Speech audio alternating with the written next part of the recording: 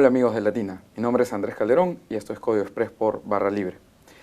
El día de hoy vamos a tocar un tema que viene siendo discutido desde muchas aristas y este tiene que ver con la guerra entre los fiscales. Tenemos por un lado al fiscal de la Nación, Pedro Chávarri, ya en casi un enfrentamiento abierto con el fiscal José Domingo Pérez, a cargo de quizás la investigación más importante que se viene conduciendo en este momento, que tiene que ver con el lavado de activos del Partido Fuerza Popular y Keiko Fujimori.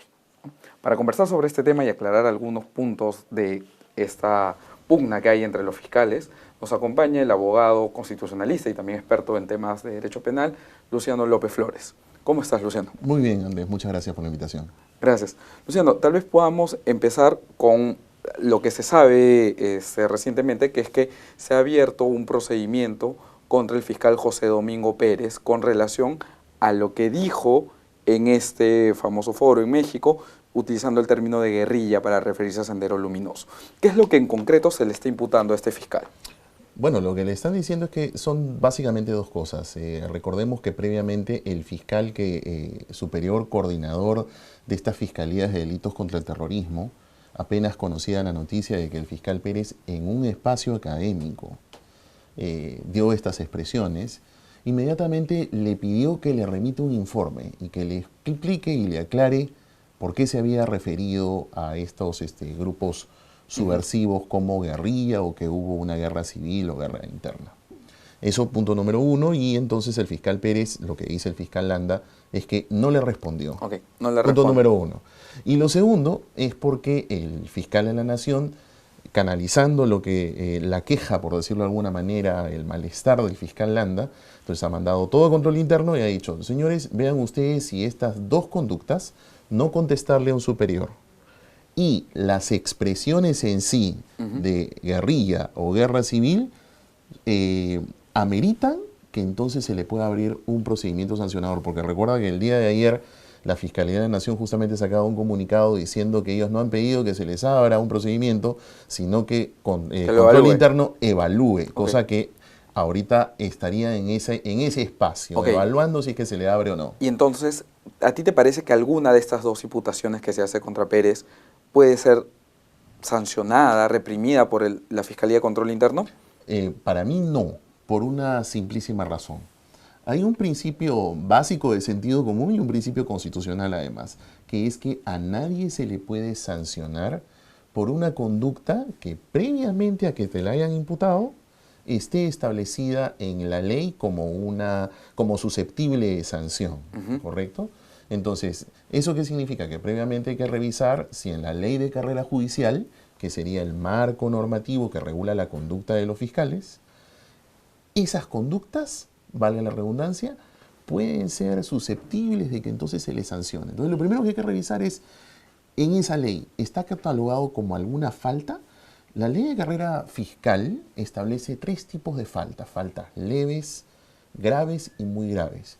Mira, son diversas, Andrés, y yo de lo que he podido mirar, la verdad que no hay ninguna que se pueda, que permita que esas conductas se puedan subsumir, puedan catalogarse, calificarse como una falta leve, grave o muy grave. No contestarle un requerimiento a un fiscal, por ejemplo, no está catalogado como una infracción tampoco. No lo he encontrado. Lo único que hay es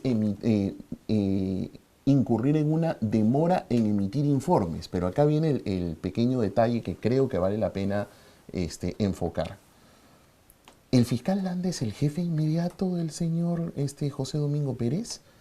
¿No? ¿Acaso el fiscal Domingo Pérez es un fiscal de la Coordinación de Delitos contra el Terrorismo?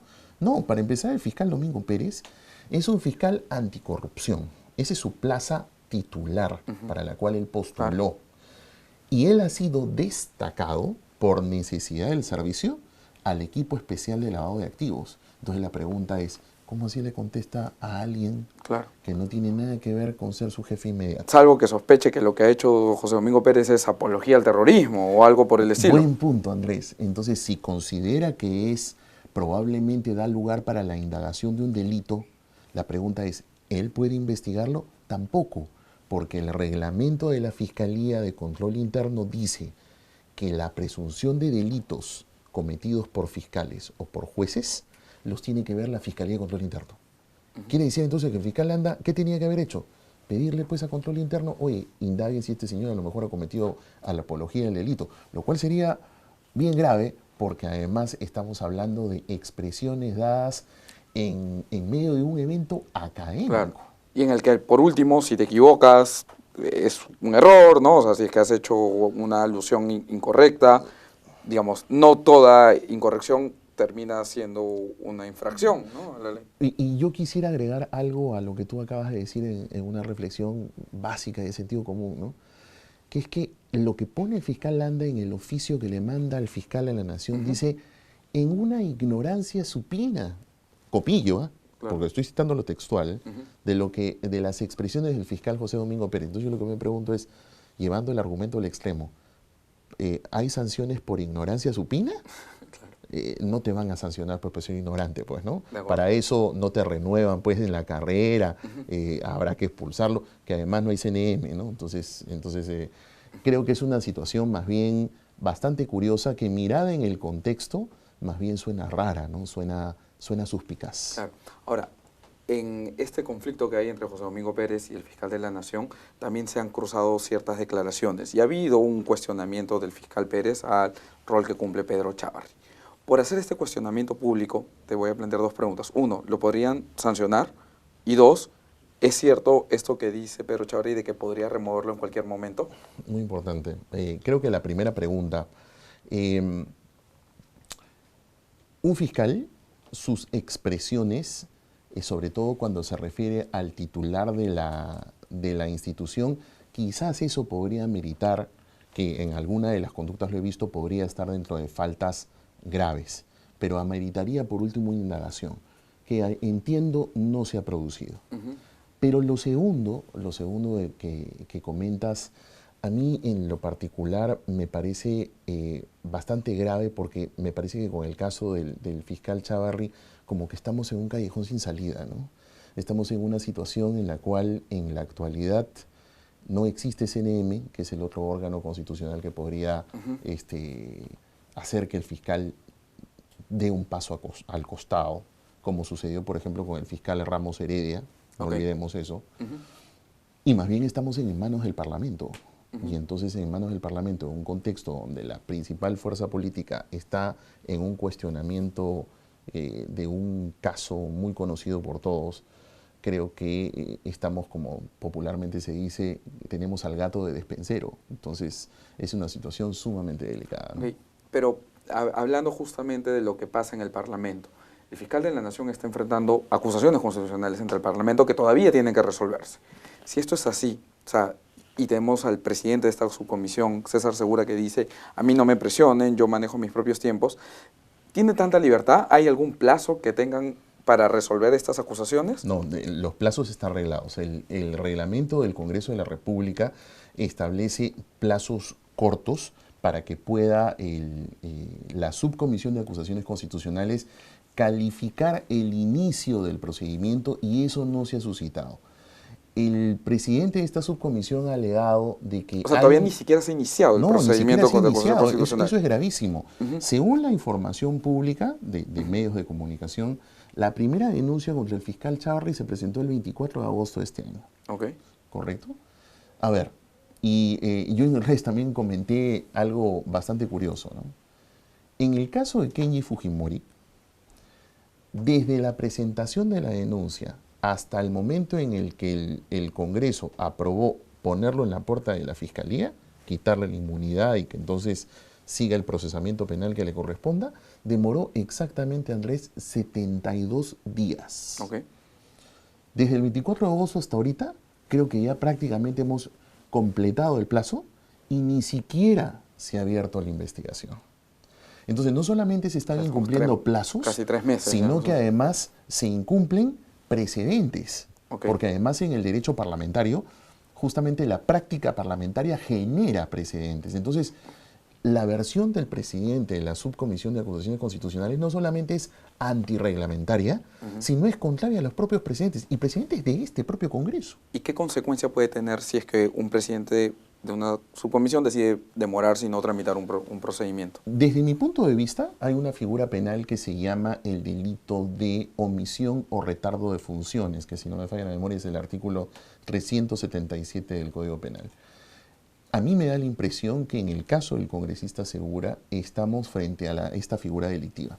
Pero claro, como el congresista Segura es un funcionario que tiene inmunidad, entonces él también es pasible de denuncia constitucional.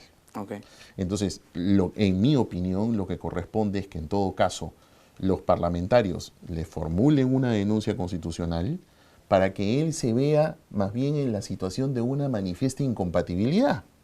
Porque siendo el presidente de la Subcomisión de Acusaciones Constitucionales, no puede seguir conduciendo una subcomisión si él mismo tiene una denuncia constitucional por el retardo de su propia función. Claro. Entonces, desde ese punto de vista, podría solventar una moción de censura, que es algo que han estado comentando los parlamentarios, pero que creo que tendría mucho más fuerza, mucho más sustento, si es que previamente ingresa una denuncia constitucional. Ahora, algunos me comentaban, sí, pero la fuerza del Parlamento, que es este partido Fuerza Popular, que tiene por la proporcionalidad esa comisión, podría reemplazarlo. Sí, pero creo que estamos en un contexto donde justamente tocar estos temas en espacios públicos y a través de los medios de comunicación pueden generar una presión que al menos torna más evidente, ¿no? Más evidente que hay este blindaje del cual se habla de manera manifiesta en el famoso chat La Botica, ¿no? Ok. Mientras eso pasa y mientras todavía no tenemos una Junta Nacional de Justicia, ¿no?, que reemplace el Consejo Nacional de Magistratura, se ha presentado una nueva denuncia, ahora contra el fiscal Chavarri, pero ante el Colegio de Abogados. ¿Nos puedes explicar de qué trata esta denuncia? Hasta donde tengo entendido, es una denuncia ante el Comité de Ética, derivada justamente de esta revelación de que él habría participado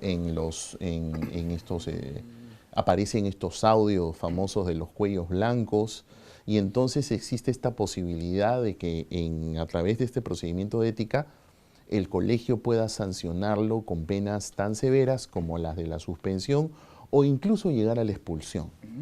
Sin embargo, en lo particular me da la impresión que aunque llegasen a buen puerto y pudiesen suspenderlo o expulsarlo del colegio, me da la impresión que eso no tendría impacto alguno en su función como fiscal de la nación, porque la obligatoriedad de la colegiatura, en el caso de nosotros que somos letrados, que somos abogados, la obligatoriedad es solo para quienes litigamos.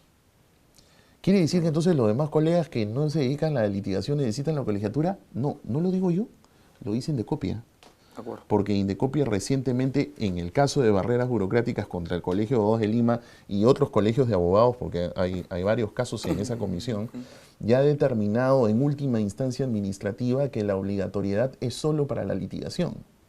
Entonces, desde ese punto de vista, seguimos en una situación bastante compleja, en una situación en la que además, te digo algo adicional a lo que tú acabas de comentar de la Junta Nacional de Justicia, que creo que es algo muy importante que la ciudadanía sepa.